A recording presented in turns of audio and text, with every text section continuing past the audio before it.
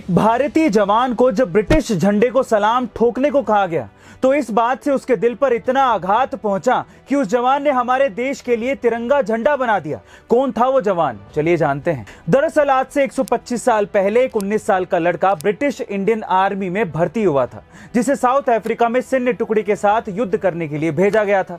जब उसकी टुकड़ी युद्ध में जीत गई तो सभी सैनिकों ने ब्रिटिश झंडे को सलामी दी, और जब उस 19 साल के भारतीय जवान को ब्रिटिश झंडे को सलामी देनी पड़ी तब उसके मन में यह विचार आया कि शायद हमारे भारत का भी कोई झंडा होता। भारत लौटने के बाद उस जवान ने दिन रात मेहनत करके झंडे के 30 अलग अलग डिजाइन तैयार कर दिए, और साल 1921 में जब गांधी जी विजयवाड़ा आए थे तो गांधी जी को झंडे के सभी डिजाइन दिखाए गए, जिसके बाद साल 1931 में इंडियन नेशनल कांग्रेस ने इन्हीं डिजाइन में से एक डिजाइन को भारत के झंडे के रूप में अपनाया था। और फिर 22 जुलाई 1947 के दिन इसी झंडे को भारत का राष्ट्र ध्वज घोषित कर दिया गया था। गाइस, वो भारत का तिरंगा बनाने वाले जवान कोई और नहीं, पिंगली वेंकैया जी थे। भारत में पैदा हुए दुनिया के 4 ऐसे पेड़ जो कि हमेशा के लिए इमोर्टल यानी कि अमर है, कभी मर ही नहीं सकते।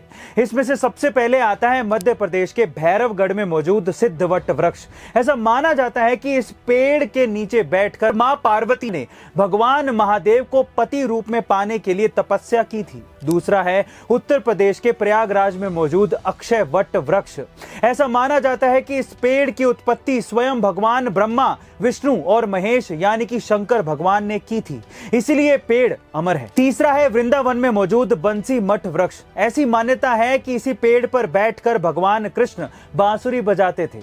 अब चौथा है गया में मौजूद बौद्ध वट वृक्ष। ऐसा कहा जाता है कि इस वृक्ष को स्वयं ब्रह्मा जी ने लगाया था। वैसे गाइस, क्या आपने इन चारों वृक्षों में से किसी वृक्ष को देखा है? कमेंट सेक्शन में जरूर लिखिएगा। एक कॉलेज ड्रॉप आउट बंदे ने अपने दोस्त के साथ मिलकर घर के गैराज में एक इलेक्ट्रॉनिक और कंप्यूटर बनाने की कंपनी शुरू की। देखते ही देखते वो कंपनी $1 मिलियन कंपनी बन गई। जी हाँ, मैं बात कर रहा हूं एप्पल की, और बंदे का नाम था स्टीव जॉब्स। लेकिन क्या आप जानते हैं कि स्टीव जॉब्स को उसी की बनाई गई एप्पल कंपनी से बाहर निकाल दिया गया था? जब उन्हें बाहर निकाला गया तो उनकी हिम्मत टूट गई, लेकिन उन्होंने हार नहीं मानी। एक नई कंपनी नेक्स्ट और फिर दूसरी नई कंपनी पिक्सर को बुलंदियों पर पहुंचाकर उन्होंने यह साबित कर दिया कि एप्पल के बोर्ड ऑफ डायरेक्टर्स ने जो किया वो गलत किया। फिर उसके बाद एप्पल में एज अ CEO उनकी एंट्री हुई, और उसके बाद स्टीव जॉब्स ने और एप्पल ने कभी पीछे मुड़ के नहीं देखा। एप्पल दुनिया की मोस्ट इनोवेटिव कंपनीज में शुमार है, जिसकी वजह है सिर्फ और सिर्फ स्टीव जॉब्स। उनका एक डायलॉग, एक सक्सेस मंत्रा मुझे आज भी याद है, स्टे हंग्री स्टे फुलिश, जो आपको और मुझे इंस्पायर करता रहेगा। So guys, stay hungry stay foolish.